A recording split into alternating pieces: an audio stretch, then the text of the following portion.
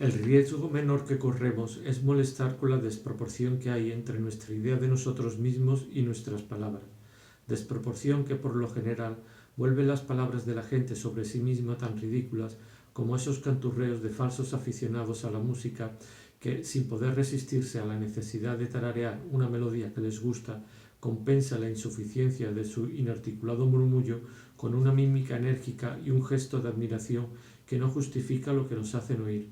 Y a la mala costumbre de hablar de sí y de los propios defectos hemos de añadir, como si formase bloque con la primera, esa otra de denunciar en los demás la presencia de defectos totalmente análogos a los nuestros.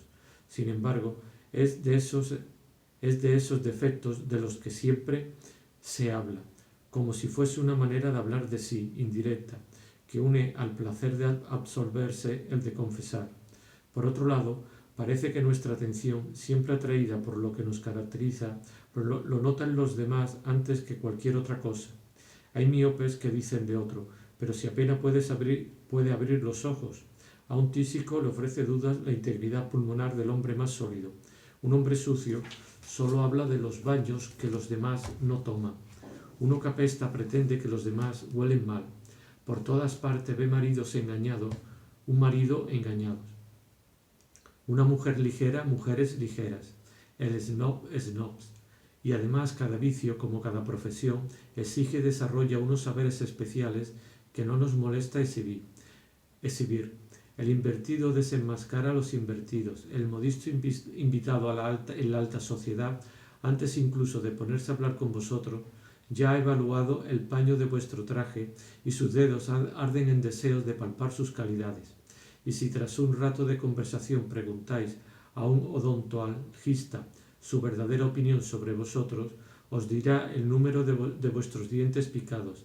Nada le parece más importante, y a vosotros que os habéis fijado en los suyos, nada más ridículo.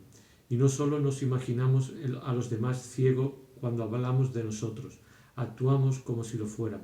Para cada uno de nosotros parece haber un Dios especial que nos oculta o promete la invisibilidad de nuestro defecto, del mismo modo que cierra los ojos y las narices con quienes no se lavan ante la raya de mugre que llevan en las orejas y el hedor a sudor que guardan en los sobacos, convenciéndolos de que pueden una y otro pasear impunemente por el mundo sin que nadie se dé cuenta de nada. Y quienes llevan o regalan perlas falsas se figuran que han de tomarlas por verdaderas. Bloch era maleducado, neurópata, snob y miembro de una familia poco estimada. Soportaba, como en el fondo del mar, las incalculables presiones que contra él ejercían no solo los cristianos de la superficie, sino las capas superpuestas de las castas judías superiores a la suya. Cada una abrumaba con su desprecio a la que estaba inmediatamente debajo. Abrirse paso hasta el aire libre, elevándose de familia en familia judía, habría exigido a Bloch varios miles de años. Más valiente intentar abrirse una salida por otro lado. Cuando Bloch me habló de la crisis de snobismo que yo debía de estar pasando y me pidió que le confesase que era un snob, habría podido responderle: si lo fuese, no me trataría contigo. Me limité a decirle que era muy poco amable. Entonces trató de disculparse, pero al modo peculiar del hombre maleducado que, cuando se desdice de sus palabras, se siente muy feliz porque encuentra una ocasión de agravarlas. Perdóname, me decía cada vez que me encontraba. Te he apenado y torturado. He sido malvado solo por serlo. Y sin embargo, el hombre en general y tu amigo en particular es un animal tan singular.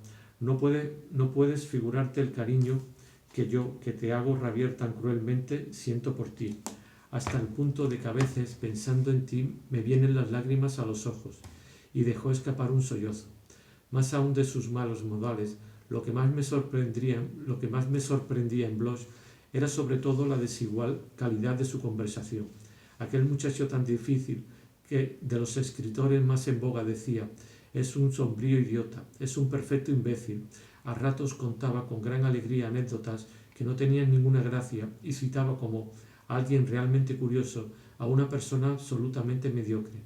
Ese doble rasero para medir la inteligencia, el mérito y el interés de los seres no dejó de sorprenderme hasta el día hasta el día en que conocí a Monsieur Bloch padre. Nunca había creído que alguna vez seríamos admitidos a conocerlo, porque Bloch dijo que había hablado mal de mí a Saint-Loup y a mí de Saint-Loup. Entre otras cosas, a Robert le había dicho que yo era siempre terriblemente snob. Sí, está encantado de conocer a Monsieur Legrand, dijo. Esa forma de subrayar la palabra denotaba en Bloch cierta ironía y al mismo tiempo literatura. Saint-Loup, que nunca había oído el nombre de Legrand, se quedó atónito. ¿Pero quién es? Oh, una persona muy bien, respondió Bloch riéndose y metiendo friolero las manos en los bolsillos de su chaqueta, convencido de que en ese momento estaba contemplando el pintoresco aspecto de un extraordinario gentilhombre de provincias a cuyo lado los de Baalbek d'Aubervilliers resultaban insignificantes. Se consolaba de no saber describir a Monsieur Legrand, adjudicándoles varias sedes y saboreando ese apellido como un vino muy bueno. Pero aquellos goces subjetivos no llegaban a conocimiento de los demás. Si a Saint-Loup le habló mal de mí, a mí no me habló mucho mejor de Saint-Loup.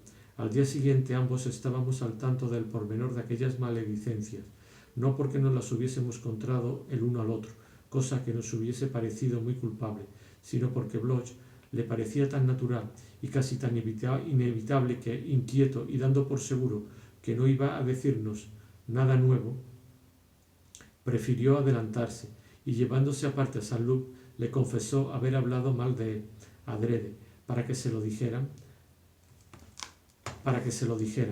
Le juró por Zeus Cronio, guardián de los juramentos, que lo quería, que daría su vida por él y se enjugó una lágrima. Ese mismo día se las arregló para verme a solas. Me hizo su confesión. Declaró que había obrado en interés mío porque creía que cierto tipo de relaciones mundanas era nefasto para mí y que yo valía más que eso. Luego, cogiéndome la mano, con una de esas emociones de borracho, aunque su borrachera fuese puramente nerviosa, dijo: «Créeme, y que la negra Quer se apodere de mí ahora mismo y me haga franquear las puertas del Hades, odioso a los hombres, si no es verdad que ayer, pensando en ti, encontré en mi infinito cariño por ti, en algunas tardes en esa clase que tú ni siquiera recuerdas, me pasé toda la noche llorando. Sí, toda la noche, te lo juro, pero por desgracia, lo sé porque conozco el alma humana, no me creerás». Y yo no le creía, desde luego, y aquellas palabras que yo sabía inventadas en ese mismo momento y a medida que hablaba, su juramento por la Quer no le añadía gran peso, porque el culto helénico era en Bloch puramente literario. Además, en cuanto empezaba a enternecerse y deseaba que los demás se enterneciesen ante un hecho falso, decía: «Te lo juro», más aún por la voluptuosidad histérica de mentir que por interés de convencer a nadie de que decía la verdad. No creía yo lo que me decía, mas no le odiaba por ello, porque de mi madre y de mi abuela había heredado la incapacidad para ser rencoroso, incluso con personas mucho más culpables, y el no condenar nunca a nadie. Por lo demás, Bloch, lejos de ser un muchacho absolutamente malo, era capaz de grandes atenciones. Y desde que la raza de Combray, la raza de donde salían criaturas absolutamente intactas como mi abuela y mi madre, parece casi extinta, como no me había sido dado sino elegir entre una especie de brutos honrados, insensibles y leales, cuyo simple sonido de voz basta para demostrar en el acto que no les importa nada vuestra vida, y otra especie de hombres que mientras están a nuestro lado nos comprenden, nos quieren, nos enternecen hasta las lágrimas, pero pocas horas más tarde se toman la revancha con alguna burla cruel a costa nuestra, para volver luego a nuestro lado igual de comprensivo, de encantadores y momentáneamente identificados con nosotros mismos. Creo que prefiero, si no el valor moral, por lo menos la sociedad de esta última clase de hombres. No puedes imaginarte cómo sufro cuando pienso en ti, continuó Bloch. En el fondo es un lado bastante judío que tengo, añadió irónico, contrayendo la pupila como si tratase de dosificar al microscopio una cantidad infinitesimal de sangre judía, y en el mismo tono en que habría podido decirlo, como no lo hubiese dicho un gran señor francés que entre sus antepasados, todos ellos cristianos, hubiese contado, sin embargo, con Samuel Bernard, o más remotamente aún, con la Virgen de quien pretenden descender, según se dicen, los Levi, que reaparece. Me gusta bastante, añadió, tener en cuenta entre mis sentimientos al Padre, por lo demás bastante escasa, la parte por lo demás bastante escasa que puede depender de mis orígenes judíos. Pronunció esta frase porque le parecía ingenioso y atrevido al mismo tiempo decir la verdad sobre su raza, verdad que en la misma ocasión se las arreglaba para atenuar notablemente, como los ávaros que deciden saldar sus deudas pero solo tienen valor para pagar la mitad. Este tipo de fraudes consiste en tener la audacia de proclamar la verdad, pero mezclándola en gran parte con mentiras que la adulteran. Está más extendido de lo que se cree, y hasta en personas que no lo practican habitualmente, ciertas crisis vitales, sobre todo cuando está en juego una relación amorosa, les da ocasión para entregarse a él. Todas estas diatribas confidenciales de Bloch a Saint-Loup contra mí y de mí contra Saint-Loup acabaron con una invitación a cenar. No estoy muy seguro de que primero no hiciese una tentativa para invitar solo a Saint-Loup. Si la verosimilitud vuelve probable, esta tentativa no lo coronó el éxito, porque fue a mí y a Saint-Loup a quienes Bloch dijo un día: «Caro maestro, y vos, caballeros amados de Ares, de Saint-Loup en Bray, domador de caballo, puesto que os he encontrado en las riberas de Anfitrite, resonante de espuma, junto a la tienda de los Menier de veloces naves, ¿queréis venir ambos a cenar un día de esta semana a casa de mi ilustre padre de corazón irreprochable?» Nos hacía esta invitación porque deseaba trabar una amistad más estrecha con Saint-Loup, con la esperanza de que lo ayudase a introducirse en los ambientes aristocráticos. Forjado por mí y para mí, a Bloch semejante deseo le hubiese parecido la señal del esnobismo más obsceno, perfectamente acorde con la opinión que tenía de todo un aspecto de mi carácter que, por lo menos hasta entonces, no consideraba como el principal.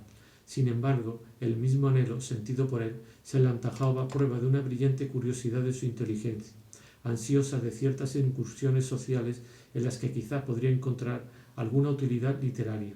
El señor Bloch padre, cuando su hijo le había dicho que llevaría a cenar a uno de sus amigos cuyo título y apellido había enunciado en un tono de sarcástica satisfacción el marqués de Saint-Loup en Bray, había sentido una violenta emoción. «El marqués de Saint-Loup en Bray, ¡ah, carajo!», había exclamado, utilizando el reniego que en él indicaba la prueba más profunda de la deferencia social, y había echado sobre su hijo, capaz de conseguir semejantes amistades, una admirativa mirada que significaba: «Es realmente sorprendente. ¿Será posible que este pródigo sea hijo mío?» y que produjo en mi camarada tanto placer como si le hubiesen añadido 50 francos a su asignación mensual. De hecho, Bloch se encontraba disgusto en su casa y sentía que su padre lo trataba de descarriado por vivir admirando a Leconte, Delis, Heredia y otros bohemios. Pero relacionarse con Saint-Loup en Bray, cuyo padre había sido presidente del canal de Suez, eso era un logro indiscutible. Todos lamentaron mucho haber dejado en París, por miedo a estropearlo, el estereoscopio. Solo Monsieur Bloch padre tenía el arte, o cuando menos el derecho, a utilizarlo, aunque por lo demás lo hacía raras veces, en momentos oportunos, los días en que había banquete con camareros suplementarios, de modo que de aquellas sesiones de estereoscopio irradiaban para los que a ellas asistían una especie de distinción, un favor de privilegiados, y para el dueño de la casa que las daba un prestigio análogo al que confiere el talento, y que no habría podido ser mayor si Monsieur Bloch en persona hubiese tomado las imágenes y el aparato fuese de su invención. «Ayer no estaba invitado usted a casa de Salomón», decía en su familia.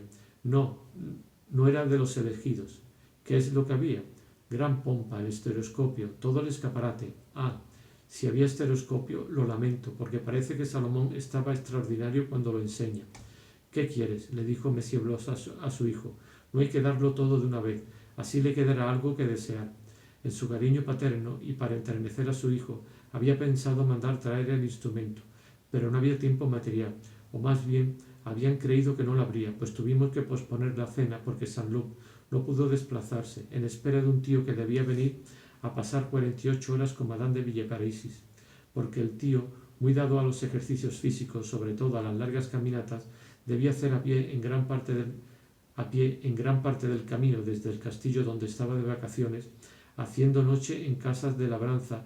Era bastante incierto el momento desde su llegada a Valbe. Y Saint-Loup, que no se atrevía a moverse, me encargó incluso llevar a Incarville, donde estaba el telegrama que mi amigo mandaba todos los días a su querida. El tío al que esperaba se llamaba Palamede, nombre que había heredado de unos príncipes de Sicilia, antepasados suyos.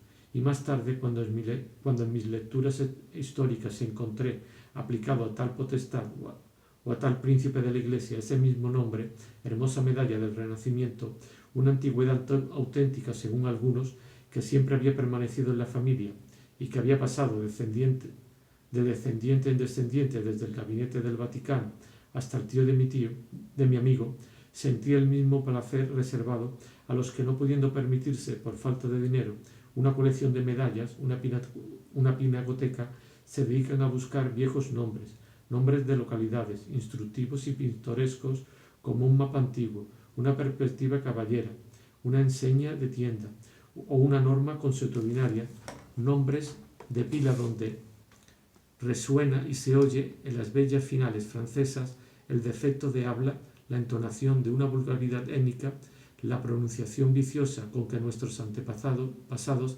hacían sufrir las palabras latinas y sajonas unas mutilaciones irrevocables, convertidas luego en las augustas legisladoras de la gramática. Y en suma, gracias a esas colecciones de sonoridades antiguas, se ofrecen a sí mismas conciertos, como esas personas que quieren violas de gamba y violas de amor para tocar la música de antaño con instrumentos antiguos. Saint-Loup me dijo que, hasta en la sociedad aristocrática más cerrada, su tío Palamede se distinguía como una persona particularmente inaccesible, desdeñosa, infautada de su nobleza y formada, junto con la mujer de su hermano y algunas otras personas selectas, lo que se denominaba el círculo de los Fénix. Incluso en ese círculo era tan temido por sus insolencias que ciertos personajes del gran mundo que, deseosos de conocerles, se habían dirigido en el pasado a su propio hermano, hubieron de soportar una negativa. No me pide usted que le presente a mi hermano Palamede. Aunque mi mujer y todos nosotros nos empeñásemos, no lo conseguiríamos, o correría usted el riesgo de que no fuese amable, y eso no me gustaría. En el jockey había hecho con algunos amigos una lista de 200 miembros a los que no se dejaría presentar nunca, y en casa del conde de París le conocían por el sobrenombre del príncipe por su elegancia y su orgullo. Saint-Loup me habló de la juventud. Hacía mucho pasada de su tío. Llevaba todos los días mujeres a un piso de soltero que compartía con dos amigos suyos, guapos como él, por los que lo llamaba las Tres Gracias. Un día, uno de los hombres que hoy figura entre los más notables del Faubourg Saint-Germain, como hubiese dicho Balzac, pero que en un primer periodo bastante penoso manifestaba gustos extraños, había pedido a mi tío poder ir a ese piso de soltero, pero nada más llegar no fue a las mujeres, sino a mi tío Palamede, a quien empezó por declararse. Mi tío fingió que no comprendía, salió con un pretexto en busca de sus dos amigos, volvieron, agarraron al culpable, lo desnudaron, le dieron una paliza de muerte, y con un frío de 10 grados bajo cero, lo echaron a patadas a la calle, donde fue hallado medio muerto, hasta el punto de que se abrió una investigación judicial, y al desgraciado le costó todo el trabajo del mundo conseguir que no siguiese adelante. Hoy mi tío ya no procedería a una ejecución tan cruel, y no puedes figurarte a cuánta gente del pueblo él, tan altivo con la gente del mundo, muestra su afecto y protege, aunque luego le paguen con la ingratitud. Unas veces se trata de un criado que le ha servido en un hotel y al que coloca en París, otras de un campesino al que costea el aprendizaje de un oficio. Ese es incluso el lado bastante amable que hay en él, por contraste con el lado mundano.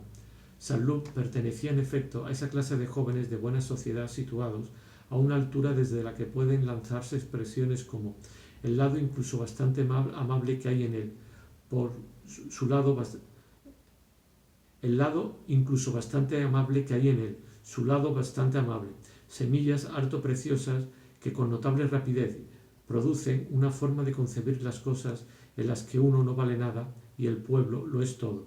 En suma, todo lo contrario del orgullo plebeyo. Es difícil de imaginar hasta qué punto, cuando era joven, marcaba el tono y dictaba su ley a toda la buena sociedad. En cualquier circunstancia hacía lo que le parecía más agradable y cómodo, pero enseguida los snob lo imitaban. Si en el teatro había sentido sed y había mandado que le trajesen de beber al fondo del palco, los saloncitos situados detrás de todos los demás palcos se llenaban a la semana siguiente de refrescos.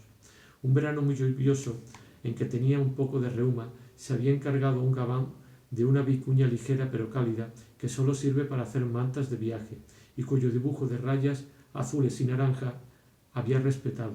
Acto seguido los mejores sastres se vieron encargar por sus clientes abrigos azules y listados de pelo largo. Si por alguna razón deseaba eliminar cualquier tono de solemnidad de una comida en un castillo donde pasaba una jornada, y para poner de relieve ese matiz no había llevado frac y se había sentado a la mesa con la chaqueta de la tarde, se convertía en moda cenar en el campo con chaqueta.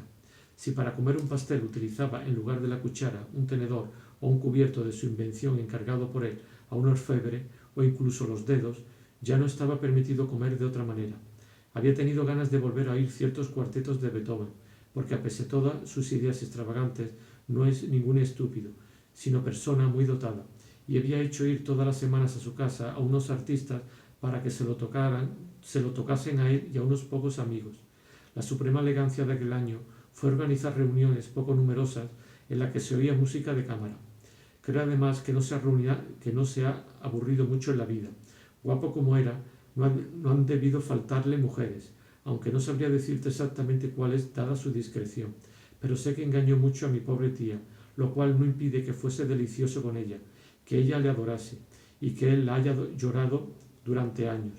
Cuando está en París, todavía va al cementerio casi a diario.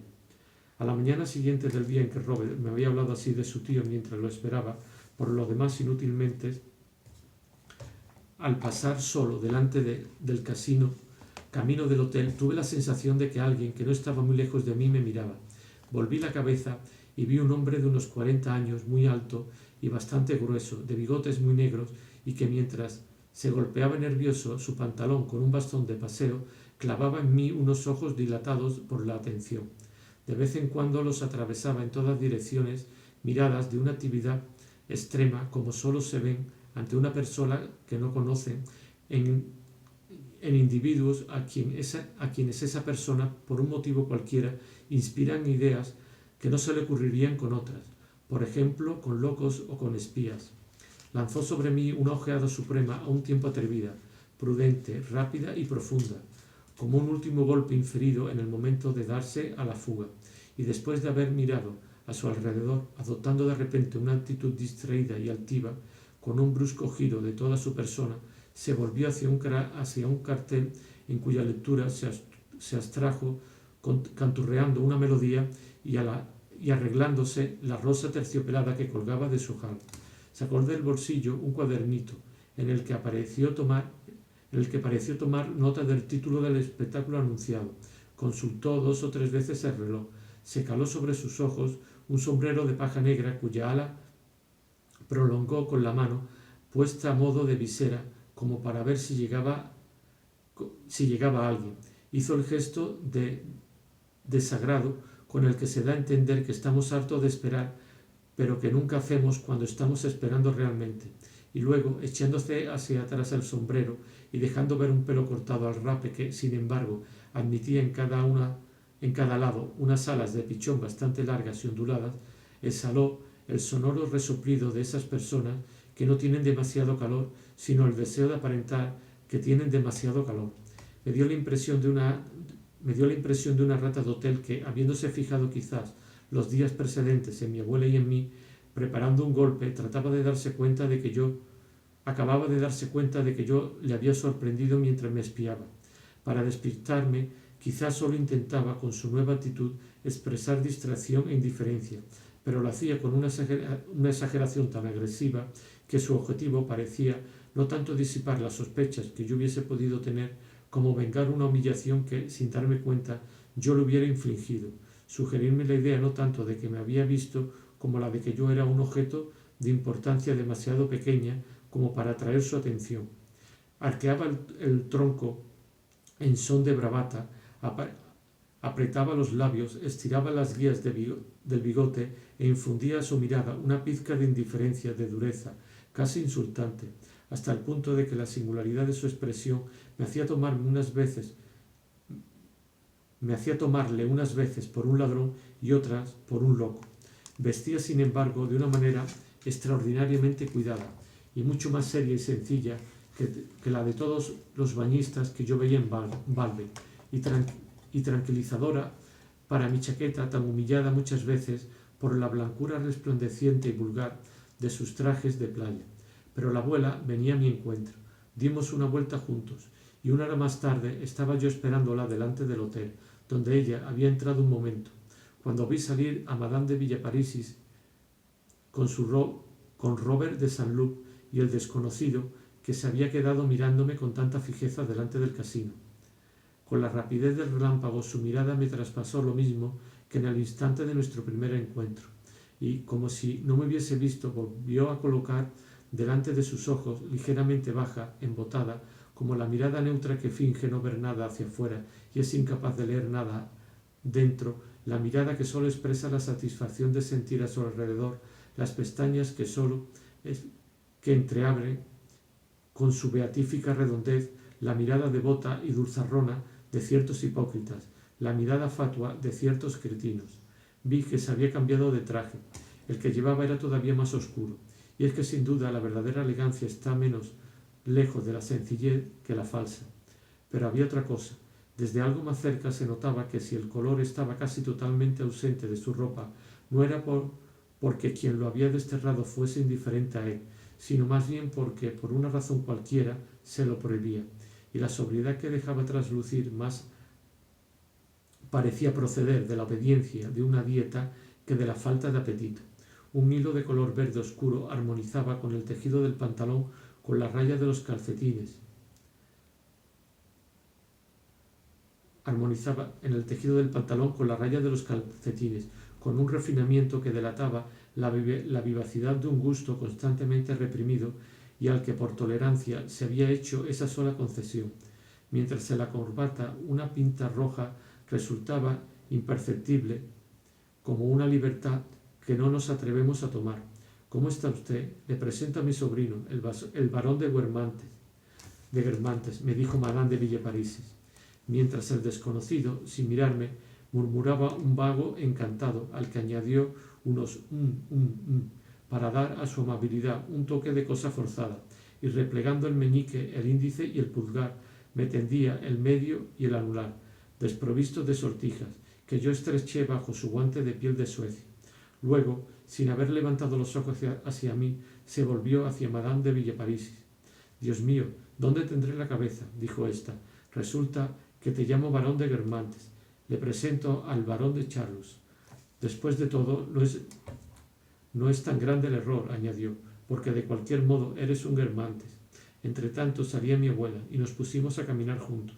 El tío de Saint-Loup no me honró no solo con una palabra, sino ni siquiera con una mirada. Si se fijaba en los desconocidos y durante ese breve paseo lanzó 2 o 3 veces su terrible y profunda mirada como una sonda sobre gentes insignificantes y de la extracción más humilde que pasaba. En cambio, en ningún momento miraba, a juzgar por mí, a las personas que conocía, como un policía en misión secreta que excluye a los amigos de su vigilancia profesional. Dejando que hablasen juntos mi abuela, Madame de Villeparisis y él, retuve un poco atrás a Saint-Loup. «Dígame, ¿he oído bien? Madame de Villeparisis le ha dicho al tío de usted que también era un Guermantes». «Pues claro, naturalmente, es Pálame de Guermantes, pero los mismos Guermantes que tienen un castillo cerca de Cumbré y que pretenden descender de Genoveva de Bramante, desde luego, mi tío, que es heráldico a más no poder, le respondería que nuestro grito de guerra, que luego fue Pasaban Al principio era Comprallisis, dijo echándose a reír para no parecer vanidoso de aquella prerrogativa de grito que sólo poseían las casas cuasi soberanas, los grandes jefes de mesnadas. Es el hermano del actual propietario del castillo. Así, pues, era pariente y muy cercana de los Guermantes, aquella Madame de Villeparisis que para mí solo fue durante mucho tiempo la dama que me había regalado cuando yo era pequeño una caja de chocolatinas sostenida por un pato, más alejada entonces de la parte de Guermantes que si hubiese estado encerrada en la parte de Meseglis, menos brillante, menos considerada por mí que el óptico de Combray, y que ahora sufría bruscamente uno de esos realces fantásticos paralelos a las devaluaciones no menos improvistas de otros objetos que poseemos, y que, tanto unos como otras, introducen en nuestra adolescencia y en las partes de nuestra vida en que persiste algo de nuestra adolescencia, cambios tan numerosos como las metamorfosis de Ovidio. ¿Es cierto que en ese castillo están todos los gustos de los antiguos señores de Guermantes? Sí, y qué hermoso espectáculo, dijo irónico Saint-Loup. Dicho entre nosotros, a mí todas esas cosas me parecen un tanto ridículas. Pero hay en Guermantes cosa de bastante mayor interés. Un retrato muy impresionante de mi tía, obra de Carrier. Es hermoso como un Whistler o un Velázquez, añadió Saint-Loup, quien en su ardor de neófito no siempre respetaba con exactitud la escala de las grandezas. También hay cuadros emocionantes de Gustave Moreau. Mi tía es sobrina de su amiga de usted, Madame de Villeparisis. Se crió con ella y se casó con su primo, que también era sobrino de mi tía Villeparisis, el actual duque de Guermantes. Entonces, ¿qué es el tío de usted? Lleva el título de barón de Charlus. Normalmente, al morir mi tío abuelo, el tío Palamede, habría debido asumir el título de príncipe de Slaumes, que era el de su hermano antes de convertirse en duque de Guermantes, porque en esa familia cambian de apellidos como de camisa. Pero mi tío tiene ideas propias sobre todo esto, y como le parece que se abusa un poco de los ducados italianos, grandezas de España, etc., y aunque pudo elegir entre 4 o 5 títulos de príncipe, ha conservado el de barón de Charlus, a modo de protesta y con una sencillez aparente en la que hay mucho orgullo. Hoy día, dice, todo el mundo es príncipe, por eso se necesita tener algo que le distinga a uno. Tomaré un título de príncipe cuando quiera viajar de incógnito. Según él, no hay título más antiguo que el de barón de Charlus. Para demostrarle a usted que es anterior al de los Montmorency, que pretenden ser sin serlo los primeros varones de Francia, cuando solo lo fueron de la Ile-de-France, donde estaba su feudo. Mi tío puede pasarse horas dándole explicaciones y lo hará con mucho gusto porque, aunque persona muy sutil, muy dotada, eso le parece un tema de conversación del más vivo interés, dijo Saint-Loup con una sonrisa. Pero, como yo no soy como él, no me gusta hablar de genealogía. No conozco nada más aburrido, más deprimente. La existencia es demasiado breve para ocuparse de cosas así. Ahora reconocía en la mirada dura de un rato antes junto al casino. Ahora reconocía en la mirada dura que un rato antes junto al casino me había hecho volverme aquella otra que había visto clavada sobre mí en Tansonville, en el momento en que Madame Swann había llamado a Gilbert. Pero entre las numerosas amantes que me había dicho usted que ha tenido su tío, Monsieur de Charlus, ¿no estaba Madame Swann? Oh, no, nada de eso. Quiero decir que es un gran amigo de Swann y siempre le ha apoyado mucho, pero nunca se ha dicho que fuese el amante de su mujer. Causaría usted mucho estupor en sociedad si diese la impresión de creer eso. No me atreví a replicarle que mayor lo habría causado en Combray si hubiese dado la impresión de no creerlo. Mi abuela quedó fascinada por Monsieur de Charlus. Indudablemente, éste atribuía una importancia extrema a todas las cuestiones de linaje y de posición social, y mi abuela lo había notado, pero sin la mínima huella de esa severidad en la que suelen confluir una secreta envidia y la irradiación de ver a otro disfrutar de ventajas que uno querría y no puede poseer. Como por el contrario la abuela estaba contenta con su suerte y no deploraba en absoluto el hecho de no vivir en una sociedad más brillante, solo recurría a su inteligencia para observar los defectos de Monsieur de Charlus, hablando del tío de Saint-Loup con esa benevolencia despegada, risueña, casi simpática, con que recompensamos al objeto de nuestra desinteresada observación por el placer que nos procura, tanto más cuanto que en este caso el objeto era un personaje cuyas pretensiones, que a la abuela le parecían, si no legítimas, al menos pintorescas, lo hacían tan distinto de las personas a las que por lo general tenía ella ocasión de ver. Pero era sobre todo por la inteligencia y la sensibilidad que en Monsieur de Charlus adivinaban extremadamente vivas, al contrario de tantas gentes de mundo de las que se burlaba Saint-Loup, por lo que la abuela le había perdonado sin demasiado esfuerzo su prejuicio aristocrático. Prejuicio que el tío, sin embargo, a diferencia del sobrino, no había sacrificado a cualidades más elevadas. Monsieur de Charlus más bien lo había conciliado con ellas.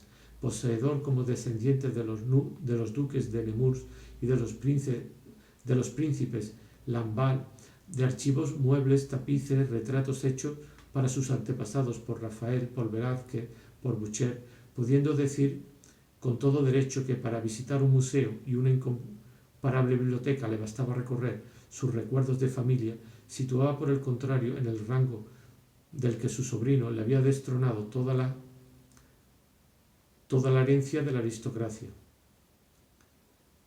También puede ser que, menos ideológico que Saint-Loup, menos dispuestos a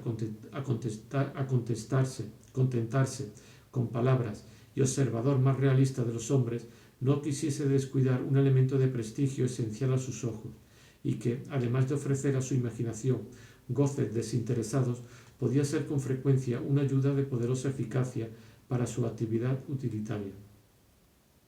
Sigue abierto el debate entre los individuos de esa clase y los que, obedeciendo al ideal interior que los impulsa a desprenderse de esos privilegios para buscar únicamente su realización, semejantes en esto a los pintores, a los escritores que renuncian a su virtuosismo, a los pueblos artistas que se modernizan, a los pueblos guerreros que toman la iniciativa del desarme universal, a los gobiernos absolutos que se vuelven democráticos y abrogan duras leyes, muy a menudo sin que la realidad recompense su noble esfuerzo, porque los unos pierden su talento, los otros su secular supremacía. El pacifismo multiplica en ocasiones la guerra y la indulgencia la criminalidad. Si los esfuerzos de sinceridad y de emancipación de Saint-Loup no podían ser considerados sino como muy nobles, a juzgar por el resultado exterior, había motivos para felicitarle de que hubiesen faltado en Monsieur de Charlus, que había mandado trasladar a su casa una gran parte de las admirables boissières del palacio